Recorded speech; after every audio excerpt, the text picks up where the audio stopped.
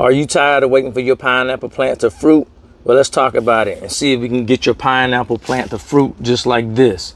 It's time for me to get it ready for the winter time.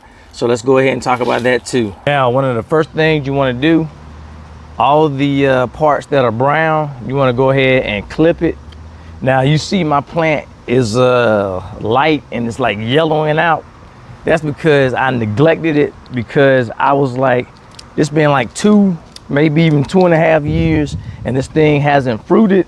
So I watered it very little, and I said, hey, if it survived, it survived, because this was gonna be my last year messing with this plant. But then I got it to fruit, so now I gotta try to make it a little healthy. So that's what I'm doing, cutting off all the edges that are very, very yellow or very brown. So I'm gonna go ahead and finish that up a little later. I just wanted to show you that it's okay to go ahead and cut these tips off that are brown and no good. I got to hold it together like that. And so let me show you the next thing you got to do before you can bring this in the house, because you don't want to bring all the pests since it's been outside. Oh, I got to cut this one too.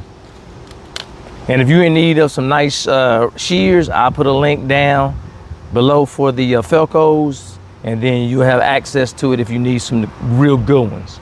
The next thing I'm doing, I'm getting some soapy water with a paper towel. I'm squeezing it out.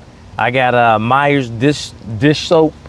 And so I'm gonna take this and I have to go around all of the leaves like this, because I wanna make sure I get all of the dirt out and make sure that there are no pests or no eggs on the leaves. I think I do see some down here now on the back. I don't know what the eggs are, but you got to go through every last one of these, because you want to cut down on all of the pests that could be entering your home. All right, so that is the next step that I'm going to do, and this is going to help you cut down on all the bugs in your house. So that is a must. Gotta do it. I don't want my wife mad at me for having bugs all around because I got this pineapple plant in here. All my kids. What I'm doing next is I'm looking around for all types of debris. Now, I watered this a couple days ago, so I still have some water right here. I probably will pour that out once I take this inside the house. I do see some pests around as well, so I may have to get some tweezers to get all this stuff like this out. I want to go around, get all the debris from inside that has been blowing in, and so that's my next step, making sure I get all this out. You want to be careful not to break any of the leaves, even though some of them are not gonna make it the whole winter inside, at least not for me. But I'm gonna work on getting better. So let me go ahead and take care of that, and I'll see you shortly. So before we talk about how to get this pineapple plant to fruit, because this is the one that has not fruit yet, the last thing I want to make sure I check is that you see these weeds right here. You want to make sure you pull all the weeds out from the base here. Since it's been outside, the weed seeds have been blowing, and I want to make sure I get all of that so that doesn't take away from the plant fruiting and thriving when it goes back inside. And I'm also going to show you what I do to fertilize just before I take it inside of the house. The temperatures is supposed to drop drastically tomorrow and the next 3 days. It feels like 75 degrees today, and it was like that yesterday, but it's about to change, so that's why I got to go ahead and make my move. All right, so I have an apple here. This is an apple that is not good anymore, and so I'm gonna cut it up in slices. And I've shown this before, but I want to make sure that I keep doing this, because I'm going to put this down the center of the pineapple plant, just like this, and I'll show you, bring you in close.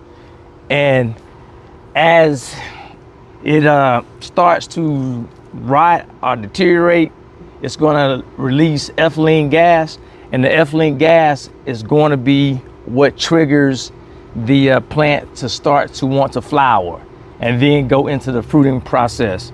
And like I said, I've done this before, and I've seen this with a lot of other YouTubers online, and they say that they were able to get it to go. The first couple of times I didn't get it to go either, but I was like, are we sure that the ethylene gas is gonna do it? And I was unable to get it done. So, but I didn't keep up with this. Some people say that they put a bag over it, but it's kind of hard when it gets to be this big. So what I'll suggest is, once these start to go down, to keep doing it until you see something that happens. All right, so let me bring you in close so you can see. This, like I said, this apple has rotted out, so I could probably put it in the refrigerator in a bag and then keep doing it like that, but I'm gonna use all these slices because I want this one to fruit as well. So my thinking is, the more slices I have, the more ethylene gas that is going to be released. But they always say just put it in the center. So let me show you what I'm doing. All right, so that's what it looks like. But like I said, I've seen other growers that just put one in the center, but I'm gonna put mine's just like that. So I'm thinking the more, the merrier. So that's why I have it just like that. But I want to talk to you about that pineapple plant over there, and before we talk about how I fertilize. So let's go get to it.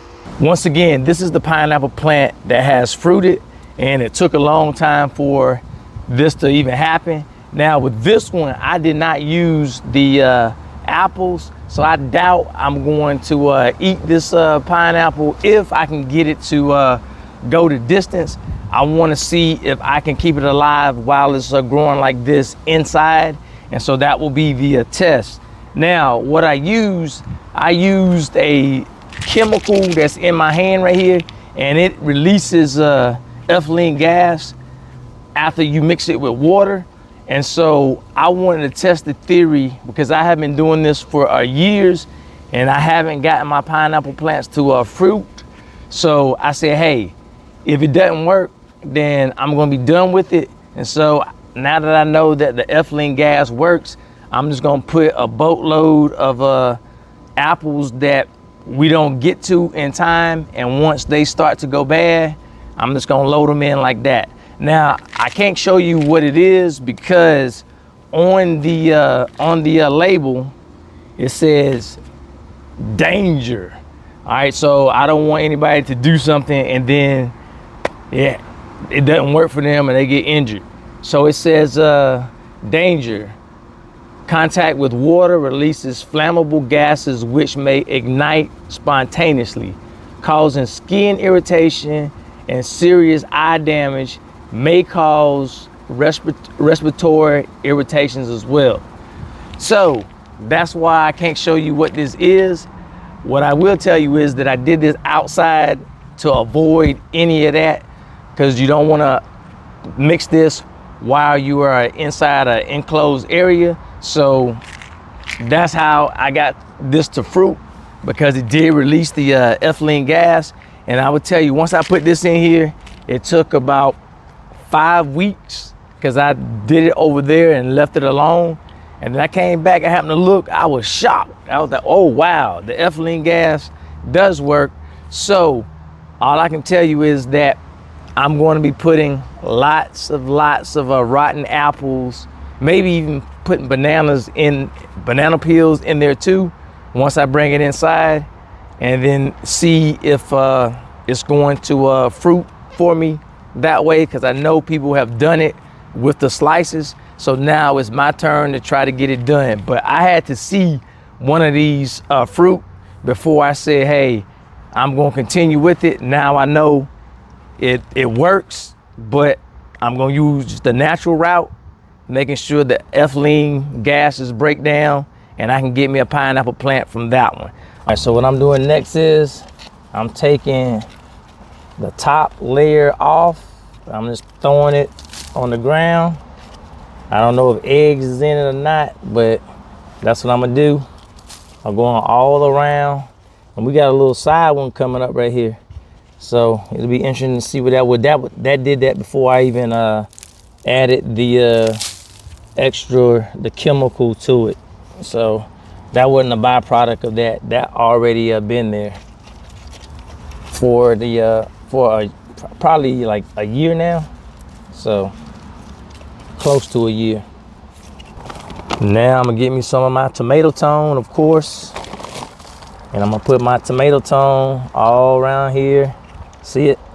Then I'm gonna scratch it in. Just like that.